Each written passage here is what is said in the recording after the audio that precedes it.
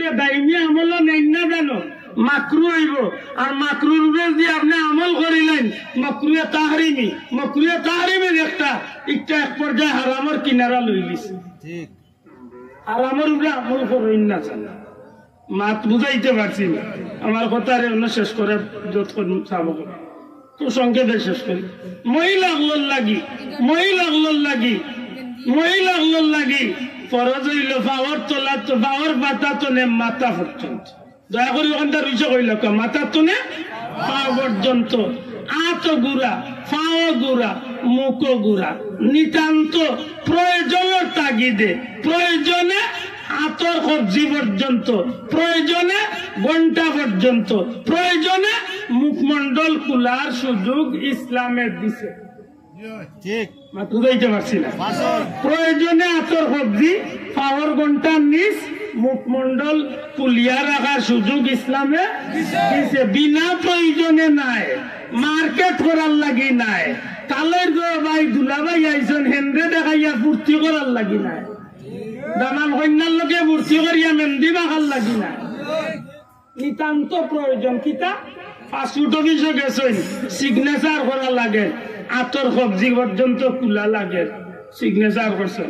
Photo দেওয়া লাগে fast food অফিসে ইগুত ফটো ইগুত দিতেও ইগ হিসাবে মুখ খোলা লাগে ইমিগ্রেশন আটকে গেছেন আপনার এখন বেটায় আপনার মুখের হেজাব খুলতে বাধ্য মাতই না আপনি হজ যাইতে হইলে ছবি লাগলো ই মুখি গান খোলা ছবি তোলা লাগবে এটা প্রয়োজনে না বিনা প্রয়োজনে প্রয়োজনে তোলার সুযোগ ইসলামে দিছে বেজার না জানো আমরা মুসলমান আমরা এটা শুনি কিন্তু বেশিরভাগ কথা আমরা রবায়দি হামায় হবায়দি বারোয় আমরা এটা আমল করি না কিন্তু আমি অনুরোধ করবো নবীজি ফরমাইছেন আদ-দায়ুস লা ইয়াদখুলুল জান্নাহ দয়ুস কোন সময় জান্নাতে যাইতো না ইয়া রাসূলুল্লাহ দয়ুস খেরা আল্লাহর হাবিবে ফরমাইন যেসব পুরুষের আয়ত্তে যেসব বেটাইন্তর আয়ত্তে মহিলা হল আছেন যে পুরুষের আয়ত্তে মা বইন হল আছেন আমি আব্দুল্লাহ আমার বিবি আমার মেয়ে আমার মা যদি তখন আমার মা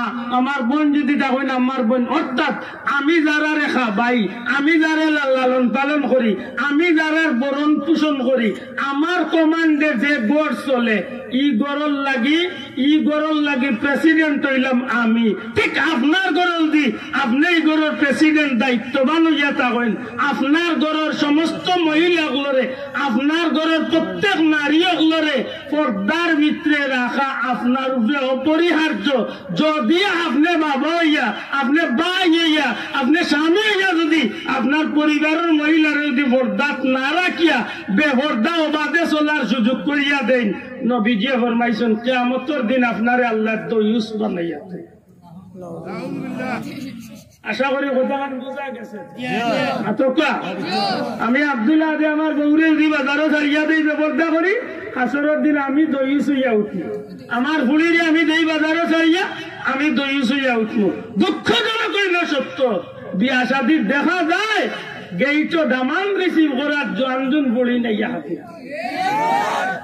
মুসলমান মাতকা বরযাত্রীর যদি বেটি অর্ধেক না তখন জারি খুব বিয়াও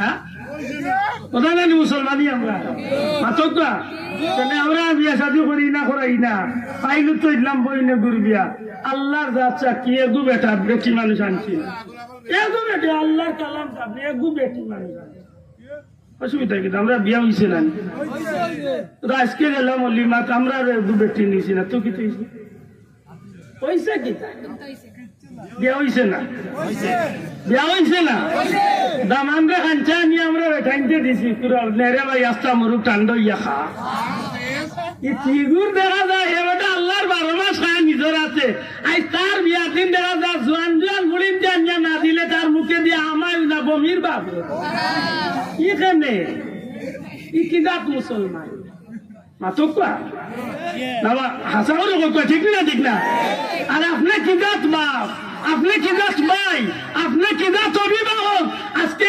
1500 বরযাত্রী সামনে দিয়ে আপনার ঘুরিয়ে কোন বিয়ার সাগরানা বা খাঞ্চালিয়া অন্য মানুষের সামনে দিয়ে সেন্টারে যা আপনি কি জাত বাপ আমার ওখানে কিয়ামতের দিন আপনি দয়ুস নাউজুবিল্লাহ নাউজুবিল্লাহ।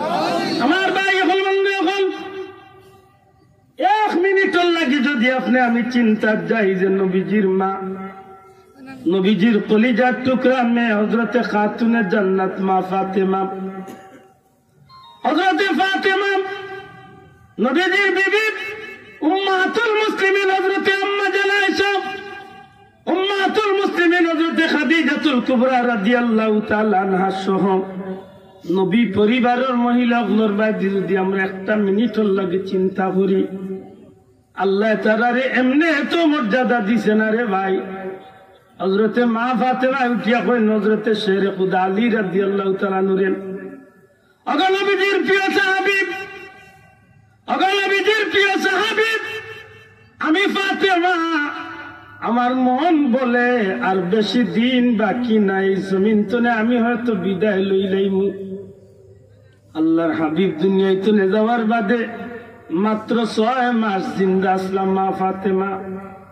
মৃত্যুর পূর্বক্ষণে শেরে খুদা আলী রাদিয়াল্লাহু তাআলা নূরে কইন, আমার স্বামী আমার মন বলে আমি এই জমিন তনে বিদায় নিমু, মারা যাইমু। যদি আমি মারা যাই দয়া করি আপনি আমারে যত তাড়াতাড়ি পারেন কবরস্থ করবা। আল্লাহর ওয়াক্তে আমার খবর খান বেশি প্রচার করার দেন না জানো, রাতে আমার আগে রাতের অন্ধকারে আমারে দাফন দিলাইবা। যখন আমারে কবরের দিকে লইয়া যাইবা বা খাটো তুলিয়া জানাজার দিকে লইয়া যাইবা, দয়া করি যে খাটোর উপরে আমারে লইয়া যাইবা, ওই খাটোর উপরে আপনি বালা করি একটা চাদর বিছাইবা। অন্তত আমার লাশটা যেন দুনিয়ার কেউ দেখতে না পারে। দুনিয়ায় থাকতে যেদিন তোরে পর্দার আয়াত নাযিল হইছিল, ওই দিন তোরে আমি ফাতেমা একমাত্র আমার স্বামী ছাড়া দুনিয়ার কোন পরপুরুষের সামনে আমার মুখ দেখাইছি না। যারা রূপে আল্লাহ আমারে ঠিক করিয়া দিছে, এর আল্লাহ গিরে থিত আর কেউ আমি মুখ দেখাইবার সুযোগ নাই। ওগো আমার স্বামী, ওগো নবীজির সাহাবী, দয়া করে আল্লাহর ওয়াস্তে আমার অনুরোধ হইল, দুনিয়ার কোন মানুষ আমি ফাতেমারে দেখার সুযোগ পাইছে না, দুনিয়ার জিন্দা থাকা অবস্থা যাতে পাইছে না, মরার পরেও আমার দেখার সুযোগ যেন না পায়। আমার লাশের উপরে আপনি একটা বড় চাদর বিছাইয়া দিবা, অন্তত দূর তলে কোন মানুষে আমার লাশ দেখিয়া ইখানটা যেন অনুমান করতে না পারে, ফাতেমার লাশ দেখিয়া বুঝতে যেন না পারে ফাতেমা উঁচা আসলাম, নিচা আসলাম, খাটো আসলাম, মোটা আসলাম, আমার লাশটাও দেখিয়া কেউ যেন আমার শরীরের আন্দাজ নিতে না পারে। দয়া করি আপনার প্রতি আমার অনুরোধ, আল্লাহর ওয়াস্তে আমার লাশের উপরে বালা করি চাদর দিয়া পর্দা করিয়া কবরস্থ করি লাইবা। বেশি মানুষ এলান করার দরকার নাই, কম মানুষ দিয়ে আমার জানাজা পড়াইয়া তাড়াতাড়ি আমার কবরের মাঝে নিয়ে দাফন করি লাইবা। আমার ভাই হল কিয়ামত পর্যন্ত সোনার ইতিহাস নজিরে যায়। হযরতে শেরে খুদা আলী রাদিয়াল্লাহু তাআলা আনহু মসজিদে নববীত ফজরের নামাজ আদায় করেন। নামাজ আনতে মুসল্লিয়ানে কেরামে সালাম দিয়া ডাক দিয়া কইন, ভাই আয় নবী নন্দিনী খাতুনে জান্নাত হযরতে ফাতেমা গত রাত্রিতে ইন্তেকাল করিলেছেন। ইন্না লিল্লাহি ওয়া ইন্না ইলাইহি রাজিউন। আগে নবীজির সাহাবী হল ফাতেমার লাগে আপনারা কাছে দোয়া চাইয়ার। অনেক সাহাবী জিকেন, ভাই হযরতে ফাতেমার জানাজা কোন সময়, দুঃখিত গত রাত্রিতে খুব তাড়াতাড়ি তান্ডে দাফন করা হয়ে গেছে, জান্নাতুল বাকির তান্ডে মাটি দেওয়া হয়ে গেছে। সাহাবায়ে কেরাম আজমাইন আফসোস করেন, এক পর্যায়ে উঠিয়া কইন, আলী আমরা রে শুভ খবরটা দিলে অন্তত আমরা জানাজা শরীক হইতাম।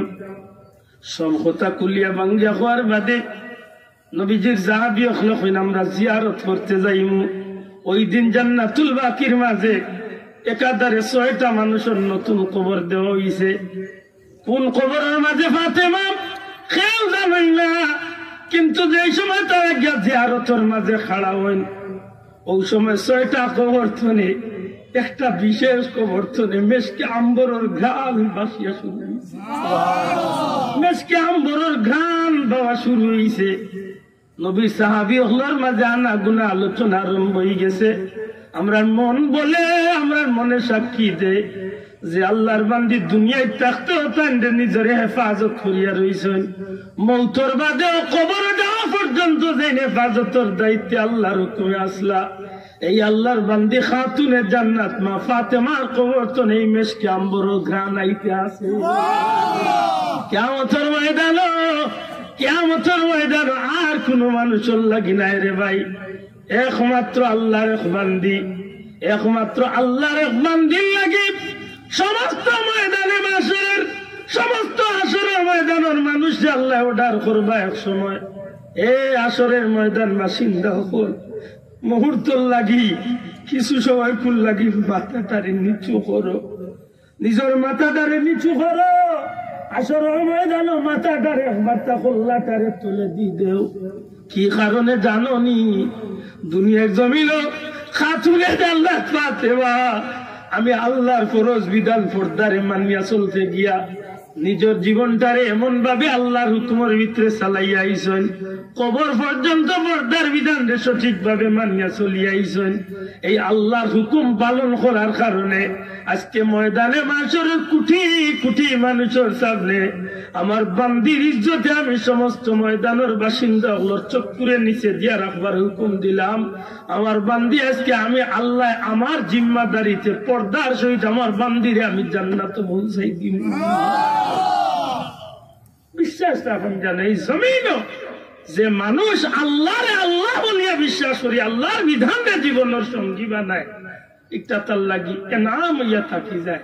কিয়ামতের ময়দান আল্লাহ এই এনাম তার বান্দা বান্দিরে দিয়ে আল্লাহ খুশি হল। সুবহানাল্লাহ। আমার মা হল বই নগরে বুঝান জানায় তাফসীরুল কুরআন মাহফিল দিছেন এলাকার ভাই বাবা গুলোরে আমি কই আপনারা মাহফিলের আগে একবার সিদ্ধান্ত নেন যান, বলে মাহফিল যেন মেলাই হই মেলাত বেঠিন তোর আওয়াজ আওয়াজ কেন থাকতই না, বন্ধ হইত। এই তাফসীর হলাইয়া কোনো ফায়দা হইতো না যদি উল্টা গুনায় লোক করে মাতুই না। আরে বাবা আপনি না হইবার আমরা চৌকে দেখিয়া মাতি, আমরা আপনি না হইবার আমরা দেখিয়া মাতি আনা দেখি। আল্লাহর রাস্তায় আমার অনুরোধ তার পর্দার বিধানটা ফরজ, দয়া করে কইবানি পর্দার বিধানটা কিটা সূরা কথা কিটা ফরজ। আর এই ফরজ বিধান যদি সঠিক ভাবে মানিয়া যায় তাইলে কিয়ামতের ময়দান আল্লাহর পক্ষ থেকে আল্লাহ পুরস্কার দিব। জোরে কই সুবহানাল্লাহ। আর যদি একটা কোনো কমতি করে মনে রাখুন যেন কবিরা গুনাহ গলাত লাগছে, আল্লাহর কাছে জবাব দিয়ে হইতে দুনিয়ায় তো জিল্লতি পরকালেও জিল্লতি। আল্লাহ যেন আমরা বুঝার তৌফিক দেন। হোক আমিন। আরো জোরে হোক আমিন। যুবক ভাই তোরে অনুরোধ হল আল্লাহর ওয়াস্তে জীবন চলার পথে প্রতিটা মুহূর্তে খেয়াল থাকে যেন আমি একজনের গোলাম, আমার একজন মালিক আছে। দয়া করি আমার কথা বার্তা একতা ঘোষণা করুক। আমি একজনের জোরে হোক আমি একজনের আমার একজন আসেননি মালিক। সুতরাং জীবন চলার পথে এই জিনিসটা যদি মনে থাকে আপনি যে কোনো কাজ করতে হইলে ওখান থেকে খেয়াল, আপনি যে কোনো কাজ করতে হইলে ওখান থেকে খেয়াল থাকে। আর ওটার দোকানে গিয়া যে কোনো জিনিস খাইতে হইলে একটু খেয়াল করে খাইবা। আমি যেন আরো জনের একজোড়া চুনটনে ফান খাইরাম ইগনাইন তোর জবাব একদিন দেওয়া লাগবো, যেহেতু আমি একজনের গোলাম। মাতই না আমি আরো জন এজন বেশ লাগাইয়া একটু গিয়া বাটপারি করিয়া বাইতনে হবাই ঘুরাইয়া খাইতাম, এগুলো লাগে জবাব একদিন দিতেই। সুতরাং এই কথাগুলা যদি আমরা জীবনে একটু নিজের জীবনে কাম লাগাই সার্থক হইব। বইয়া দুইটা কথা কইছিলাম জানি না খেয়াল আছে কিনা, জীবনের প্রতিটা মুহূর্তে আল্লাহর গুলামের তসবিহ সুবহানাল্লাহ আলহামদুলিল্লাহ গুলার একটা জীবনের সঙ্গী বানাইয়া গর্তনে বার হইতে আল্লাহর নাম লইয়া বার, আল্লাহর নাম লইয়া যদি বার হইতে আল্লাহর জিম্মাদারি থাকবা। বিসমিল্লাহি তাওয়াক্কালতু আলাল্লাহ হইয়া ডাইন বাও গর্তনে বার করবা, ফিরিয়া গড় আওয়া পর্যন্ত আল্লাহর জিম্মাদারি থাকবা। আল্লাহ তার বন্দারে গড় পর্যন্ত পৌঁছাইয়া দিবে। অ্যাক্সিডেন্ট এমনি হয় না, আমরা কিছু খাইছিল তো বাবা যখন আই কইছে আমি দেখিয়া গেছি, আমি বাদি গেছি মৌলবাজার মাঝের বাদে আয়াতুল কুরসি একবার তিলাওয়াত করেন জান মরা আর আপনার মাঝখানো জান্নাতও যাওয়ার শুধু মউত খান বাকি, মরবা আর সাথে সাথে আল্লাহ আপনার জান্নাতে প্রবেশ করবে। ওটা ছোট ছোট কিছু আমল দৌড়াই যাবে। আল্লাহ আমরা তৌফিক দিতা হোক আমিন। দোয়া করি আমার ভাই এন্তরি তাফসীরুল কুরআন মাহফিলটারে আল্লাহ কবুল করতা, আল্লাহ তাআলা দুনিয়া আখিরাতের কামিয়াবি নসিব করতা হোক আমিন। সাল্লাল্লাহু আলা সাইয়্যিদিনা